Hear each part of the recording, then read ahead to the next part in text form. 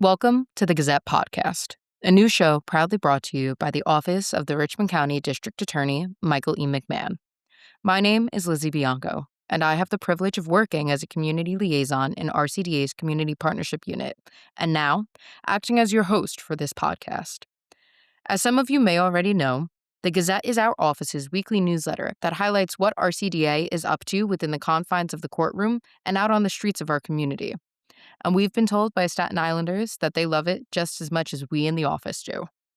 Today is a very exciting day for lovers of the Gazette because now it is not only a literary masterpiece that graces your inbox each Friday evening, but also an auditory expedition through the people, cases, and causes that comprise the RCDA.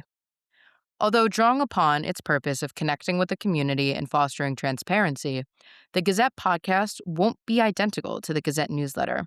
And that just means that there's even more informative and engaging content from the RCDA than ever for you to sink your teeth into. Or rather, tune your ears into.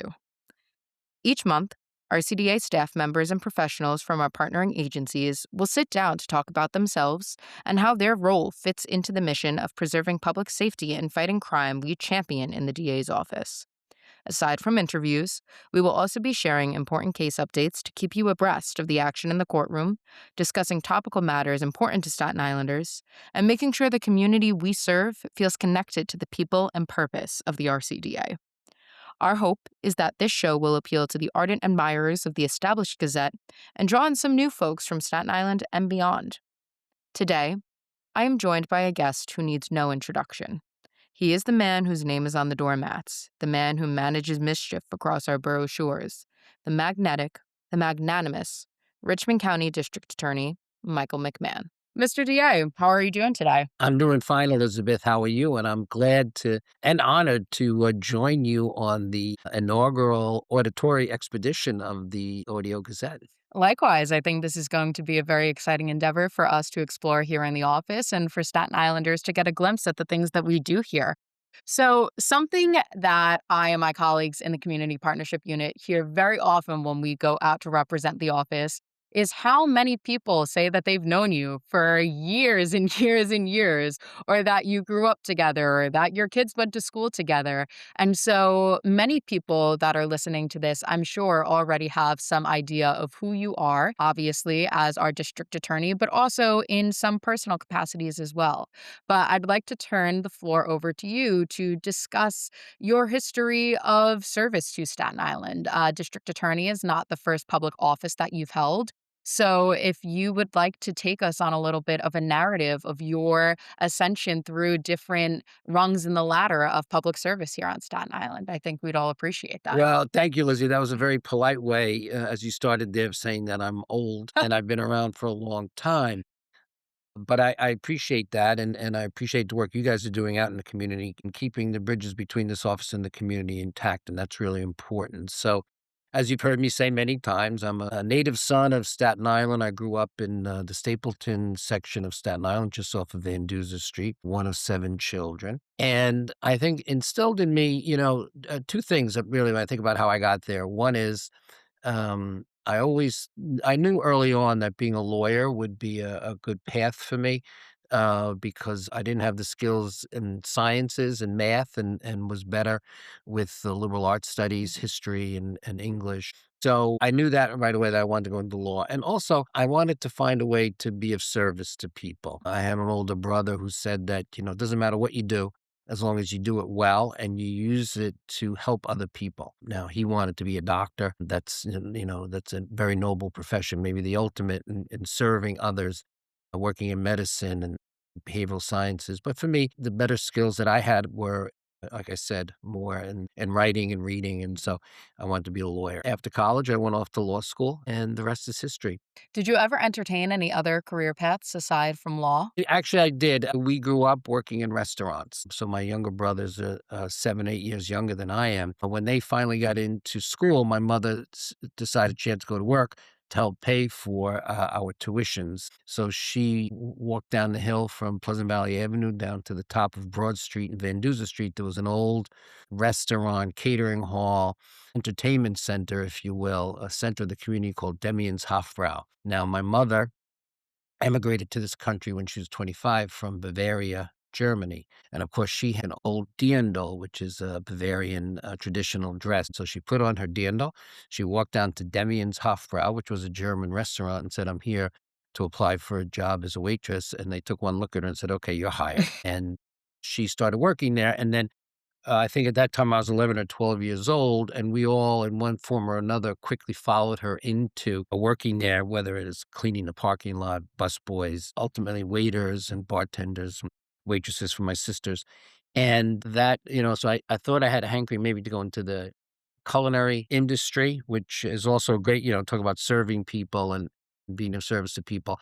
And I entertained that for a while, but I also I just saw that it was a very hard, physically hard life. And the people who were in the industry that I knew, of course, it was just located to that small world that I was in the North Shore of Staten Island. Most of their families were disintegrated. It's just a hard life. So I decided not to take that route and went back to what I thought was my original inclination, which was to become a lawyer. There is obviously many different fields of law that an attorney can practice. Mhm. So you've been involved in a couple of different areas of law. So would you like to give us a little bit of a background on your first stint in Sure. the field of law and Yeah, how you became a prosecutor and yeah, it's interesting because the best thing that happened to me in law school is that I met my wife, Judy, and this will be our 40th wedding anniversary later this year in congratulations. August. Thank you. And I remember when we were in law school and we were studying, I think I had a tax class. And I said, "Oh, I think I'm going to become an international tax lawyer." And she just laughed at me. And I think she knew that didn't suit my personality and there were other places for me to be. And as we went through law, I knew that, for me, I'd wanted to be a trial attorney, and moot court was something that I was very much involved in. I was on the moot court board and did some competitions for the law school in Chicago and other places. And I just knew that that was what I wanted to do. So for me, it was to get into the courtroom as quickly as I could. In those days, the prosecutor's offices were much smaller and there weren't that many employment opportunities available at that time. So I went to work for law firms in the city doing civil litigation, which got me quickly arguing motions, doing depositions, trying cases to verdict. And that was something that really got me started in the law. And that was really I knew that that was the side of the law that I wanted to be on, to be in the courtroom. There's nothing like the drama of a courtroom. And we see it so often on and television and movies, but in real life, it's even better. So that was for me something that I really got into and enjoyed. And that's where I knew where I wanted to be. And what sparked your interest in politics? Yeah, that's a good question. And I know that you've heard me say this, but for many years, my life was sort of on parallel tracks, my professional life. One was the lawyer doing litigation and getting into the courtroom, doing all types of cases, civil, criminal, and doing that both in law firms in Manhattan. And then ultimately, I came out to Staten Island and started my own law firm with one partner, John O'Leary, and then another partner, Maria Spiro, when we had a firm in West Brighton. But that was one track that I was on, but I also immediately was very interested in politics. I think that it's just sort of a genetic thing that people have. My grandfather was a alderman in Corning, New York. As I was starting a family, starting a law practice, I would spend my spare time involved with local politics, involved with community boards, civic associations, and just sort of being involved in the community. And, through different organizations, Knights of Columbus, Civic Association, I mentioned, Hibernians, different things that I was part of, but also with the Democratic Party as well. So that's how I sort of got involved. And then I started to work on campaigns. We had a very good friend, a personal friend, Eric Vitaliano, who's now a federal court judge. He and his wife, Helen, are very good friends of Judy's and mine. And we started to work on his campaigns for assembly. And then that's how I sort of got involved with that. So prior to your time in office as district attorney, you were a city councilman and you also served on Congress for a term. Mhm. How would you say your experience as a politician influenced your approach to being the district Yeah. attorney? It's very interesting, and it's a great question, and in many ways, it was sort of the issue of my campaign in 2015 when I ran for, district attorney because I came from that non-traditional, that being a lifetime prosecutor, approach to the office, and I think given the breadth and the scope of running this office now with close to with 250 people in the office and getting the resources to do that and dealing with the societal issues that we confront every day, and at the same time having the skilled legal team to do the traditional job, the basic job, the prime directive, if you will, I like to call it, of the office. The experience that I have had has served me very well because look, we're now an office that's big enough that the district attorney, the chief assistant are not going to court every day. Some of the executives do, but some don't, because we have other jobs and other duties to fulfill. And that includes, as boring as it is to talk about it, getting the budget and resources to give Staten Islanders the best office possible. And that was really a theme of my campaign as well. We started a petition during the election to convince the then mayoral administration to give Staten Island the resources it deserved because we were so woefully underserved. And we know that as Staten Islanders, we are the forgotten borough. And that's one of the reasons I ran is because I thought that this office could do so much more. You have an incredible platform from which you can advocate as the district attorney for the top prosecutors in the courtroom, litigating the cases of criminals who need to be prosecuted, convicted, and incarcerated. They need to be held accountable. Their victims deserve justice, and society needs to be safe.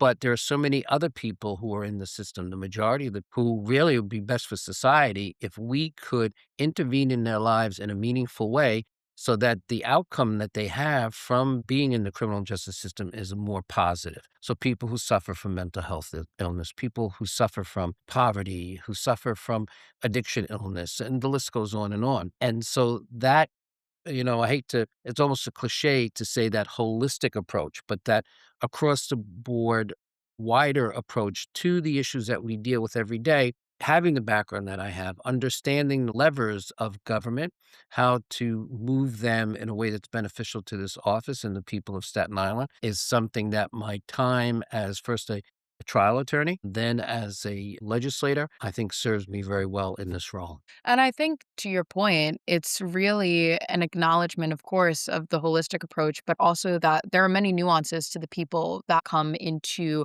contact with our office, and that there's no one size fits all approach to securing people justice and aid. And that's something that I know you really are adamant about us spreading in the community and making sure that people are aware of the various facets of operation that happen here in the office. And so now that we're in your 10th year in office as district attorney, reflecting upon the things that motivated you and really were the driving force behind your campaign and coming into this position, what would you say are some of the accomplishments or changes that you feel the most proud of in your 10 years now as Richmond County DA? Well, thank you, and thank you for that introduction. I'm proud that you understand what we're trying to do here, and that you and your team with the community partnership are such good messengers in getting that word out. And that's I'm very proud to just hear you say that.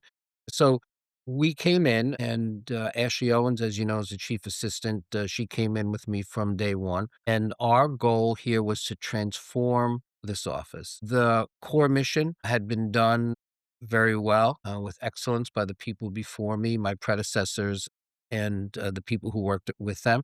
And by the core mission, I mean catching the cases from the police department when they make arrests, making sure that they're sort of entered into the system through criminal court, that they're arraigned and then prosecuted based on the facts and the law. But as I said, I thought we could do much more and get behind the curtain, if you will, see why people are engaged in this behavior. Can we reduce crime? Do we need to prosecute people who commit serious crimes repeatedly? Yes.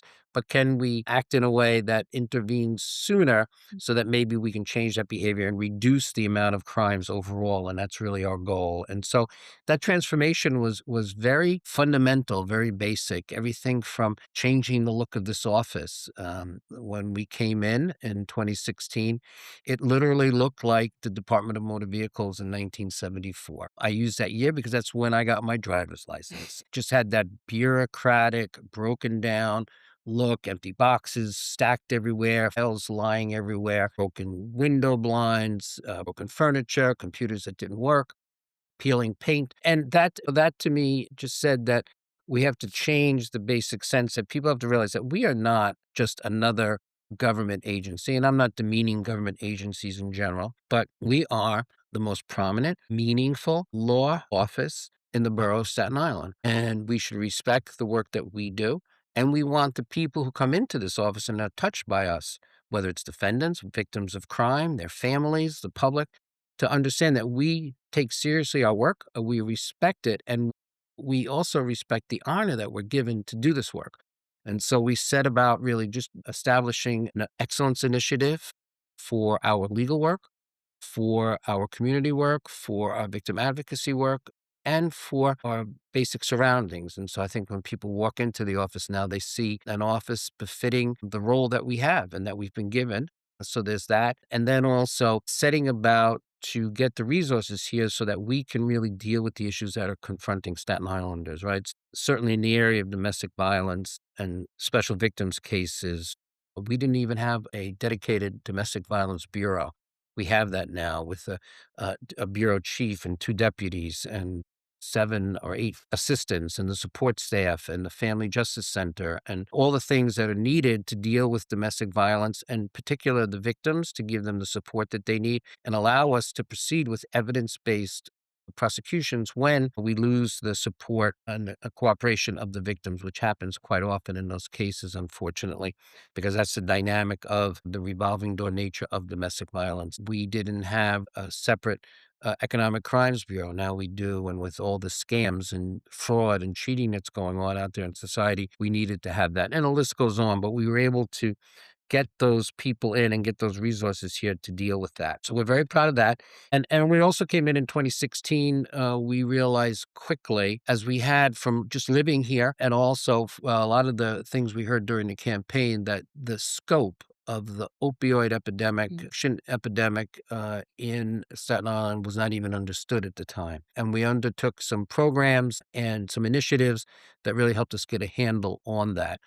So much so that last year we saw close to 50% decline in overdose deaths, in particular here on Staten Island, and that's something that we're very proud of as well. And again, I'm talking about societal issues, right?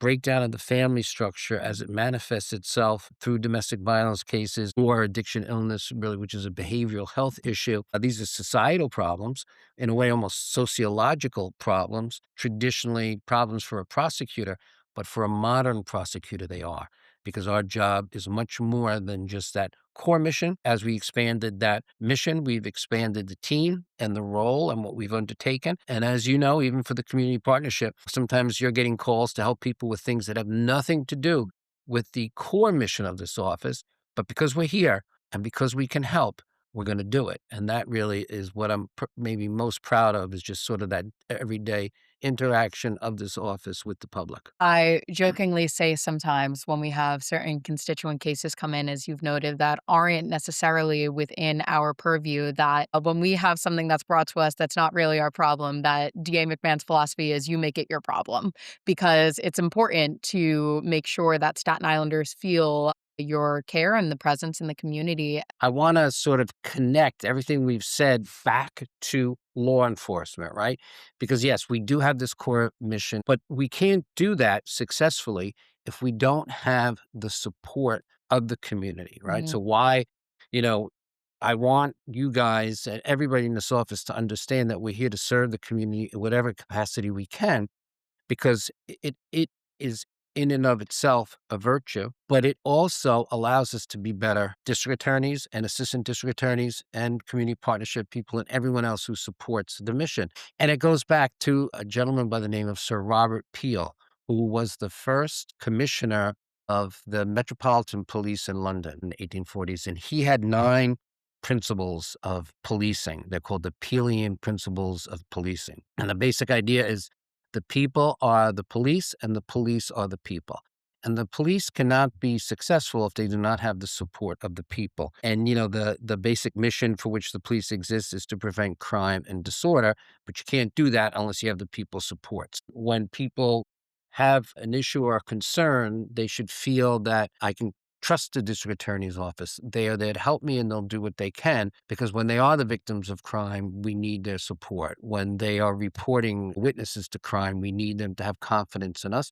And when bad things happen, and they will, and people may question the conduct of the police or the prosecutor. If we build up trust through all the things we've been doing for all these years, we will all be more successful in dealing with the immediate issues, but at the same time, making the community stronger and safer. You get a call from someone who's got a pothole in front of their house, and you're wondering, why am I doing this?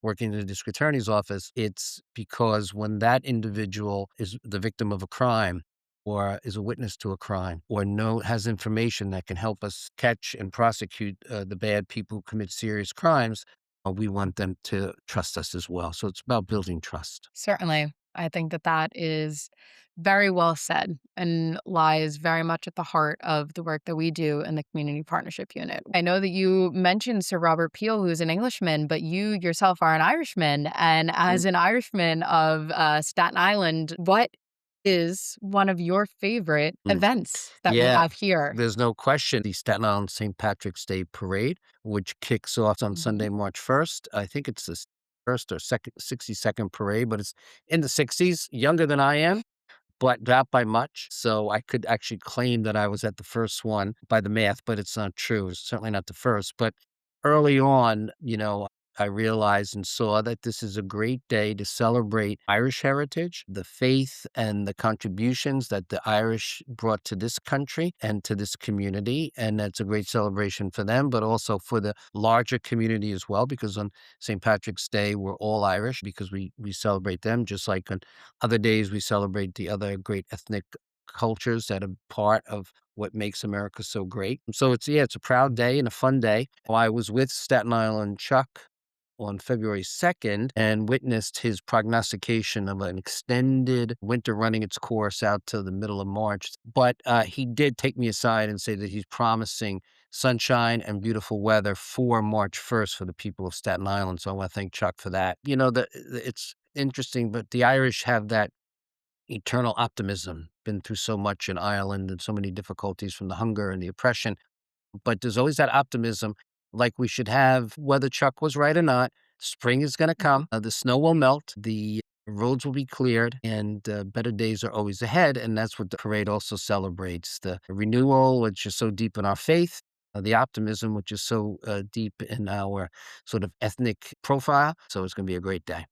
It certainly will be a great day. And this year in particular, our office, with several other elected officials, the borough president's office, with Chief Melissa Eager, have done a lot of preparations and engaged in conversations with the parade organizers. Do you want to just talk a little bit about why we were Yeah, having these meetings? sometimes there's I think, a misunderstanding that the Irish culture is so deeply embedded in drinking and alcohol, and unfortunately, too many young people have taken to the streets in the last year or two with large containers of alcohol, hard alcohol, and I think maybe it's around TikTok or other video platforms to get videos and put them up and engage in behavior, which is really detrimental to the individual's health, but also very antisocial. So this year we have a campaign that we've launched with your help, Elizabeth, and the team that you mentioned, called Think Before You Drink. And we're trying to get the word out and to the high schools, to the colleges, to the taverns, which are a critical part of our campaign to get the word out, but also a critical part of the day itself and celebrating itself, the taverns and restaurants and other businesses, and to the parents, to let the parents know, listen, it's not okay for a 15-year-old to publicly drink or drink at all. It's still illegal and still a crime, and especially a crime to facilitate that. And if people are caught facilitating young people abusing alcohol, we will prosecute them.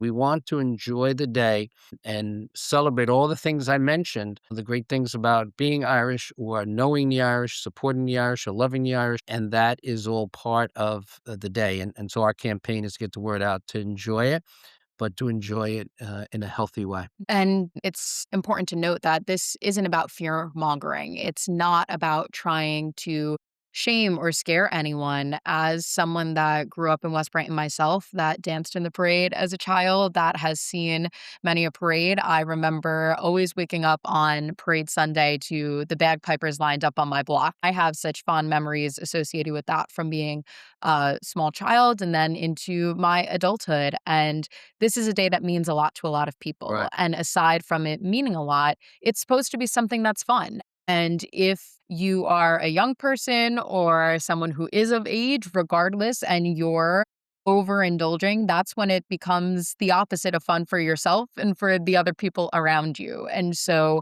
it's essential to encourage responsible and healthy habits so that we all can enjoy the parade. The preparations that we have done and that our partners in the community have done as well, I think really will ensure that this year is one of, if not the greatest celebration that we've had to date. When I was living in Ireland, there was a saying that the Irish would often use when you were fretting about something or you weren't really sure how things were going to work out. And it was, it'll be grand. And I think that that's the attitude that we have for this parade this year through all of our engagement, Hmm. spreading the word, and the amount of care that we have from the community. This Now, parade is certainly going to be yeah, and now grand. I noticed a little Irish lilt there, a little Gaelic lilt there. Can you repeat that again for our listeners? Because I I want to make can sure they I can captured that. I can only pull it out for certain phrases, and this is one of them because I heard it so Yeah. frequently. How's the day going to be? It'll be grand. There you go. All right. Well, there we have it, from your lips to God's ears. Yes, sir. And since the Staten Island St. Patrick's Day Parade quite literally takes place in the streets of Staten Island, now feels like an appropriate time to hand things over to my colleague Agnes McBeth, who's going to tell us what's been happening in the courtroom to make sure that those streets stay safe. Hello, I'm Agnes McBeth, RCD's Youth and Education Liaison, and you're joining me in the Courtroom Corner. Here, you'll get an insider's look into the action unfolding in Richmond County's courts without having to serve jury duty. Now let's dive into those cases. Court is now in session. Working together with co-defendant Tiffany Gallego, Anthony Cotea committed over half dozen burglaries in our borough, stealing nearly $100,000 in jewelry, watches, and clothing, and racking up tens of thousands of dollars in property damage. A brazen burglar willing to use violence to commit his multitude of crimes, Cotea was a persistent driver of crime in our borough, victimizing countless Staten Islanders. After committing 5 burglaries in just 1 week in 2022, in addition to multiple others, Cotea was finally held accountable in the courtroom, as he was sentenced to a total of 32 years in prison, in addition to 5 years post-release supervision after a Staten Island jury found the defendant guilty at trial of burglary in the first degree and robbery in the first degree, among other charges. We thank our partners in the NYPD and our dedicated detectives for their expertise and assistance throughout the course of this investigation and case. Special thanks go to Executive Assistant District Attorney Adam Silberlight and Assistant District Attorney Rebecca Hendershot for securing a lengthy prison sentence for this dangerous defendant and ensuring that justice was served. Our second case for the Courtroom Corner involves defendant Abraham Tarr. Abraham Tarr is a 31-year-old New Brighton resident whose crimes date back to late 2024 when law enforcement officials executed a search warrant on his Jersey Street apartment. In that search, officers recovered approximately 1,000 glass scenes containing a fentanyl and cocaine mixture, a separate large quantity of cocaine, scales, and packaging materials, as well as large sums of U.S. currency. Late last month, Tarr was sentenced, as promised, to 8 years incarceration, in addition to 5 years post-release supervision after pleading guilty to criminal sale of a controlled substance in the second degree last November. Because the defendant is a violent predicate felon who violated his federal probation, Tar will spend an additional 2 to 4 years on a federal sentence for a total of 10 to 12 years behind bars. Fentanyl has no place in our communities. It is responsible for the death of hundreds of Staten Islanders in recent years, and those who choose to peddle this deadly poison for profit will be held accountable in the courtroom. We commend our partners in the NYPD for their expert investigative work in this case, and we thank Assistant District Attorney Andrew Edvin and the men and women of RCDA's Narcotics Investigations Bureau for ensuring that those who flood our borough with illegal and dangerous narcotics face serious consequences commensurate with their actions. Serious crime will always be met with serious consequences here on Staten Island. I don't know about you, but I'd say all evidence from the courtroom points to DA McMahon and our exceptional team of prosecutors doing a stellar job cracking down on crime and keeping Staten Island the safest community of its size in the country. This has been the Courtroom Corner with Agnes McBeth. Listeners, you're dismissed. We're back here with DA McMahon once again, following our courtroom updates. And now I wanted to pose a question to you, Mr. DA. Since people know you very well in the community, what is something that people might not know about you? That's a good question, Elizabeth, because my wife and my our children, Joseph and Julia, we say I'm an open book. There's not much that people don't know, but oh well, perhaps the fact I mentioned earlier that my mother had come to this country from Germany. Most people may not know that I studied in Germany, and even though my name is McMahon, I love to study the German language and continue to do that now as a hobby. And I'm getting pretty proficient in it. So I think the fact that I'm a German speaker and someone who loves the language, that's maybe something that people don't know would surprise them. Do you have a favorite word in German? Do I have a favorite word in German? Well, Schadenfreude is one that is a very good example of words that the Germans have to describe things that we all feel, but we don't know how to describe. And that's not a positive thing, Schadenfreude, right? But it describes being happy at someone else's misery, if Mm-hmm. you will, right? Look how long it took me to describe that in English, and they have a word for it. So it's words like that that describe or zeitgeist, which is another word that we're familiar with that it very succinctly describes things that we are aware of, but we use longer phrases to describe. So that's a lot of fun. Speaking of words, we are nearing the end of our first episode of the Gazette. And seeing as you are our guest and also my boss, I would like to give you the final word for any messages that you'd like to share with Staten Islanders. No, I just want the people of Staten Island to know what an incredible team they have here at the Richmond County District Attorney's Office, working hard for them every day. The prosecutors, the investigators, the paralegals, the victim advocates, the community partnership folks, the technical folks and crime strategies and body worn camera, the criminal court folks, they are all dedicated Staten Islanders and beyond who come to work here every day with one mission, which is to keep Staten Island safe and to be the best district attorney's office in the state. We work on that every day, and I'm fortunate to be the head of this team right now and hope to be for a while. But these folks are committed beyond that, and we're very lucky. And then the great partnership we have with the New York City Police Department. These are also amazing individuals led by our borough commander, Chief Melissa Eager, and our precinct commanders do a great job working to keep the people that they swore an oath to protect and serve. They honor that oath, as do my people every day. And it's just a privilege to be here in this capacity. Thank you very much, Mr. DA. It's been a pleasure talking with you today, and I Thank hope you, that Elizabeth. you're very welcome. And if you've made it this far, thank you for being a listener on the very first episode of the Gazette podcast. This project has been a long time coming, and we're very proud to be able to bring it to you now. We hope you enjoyed today's episode and that you'll tune in again next month for even more behind the scenes information about what goes on here at the Richmond County District Attorney's Office under the leadership of Michael McMahon. Until then, be well.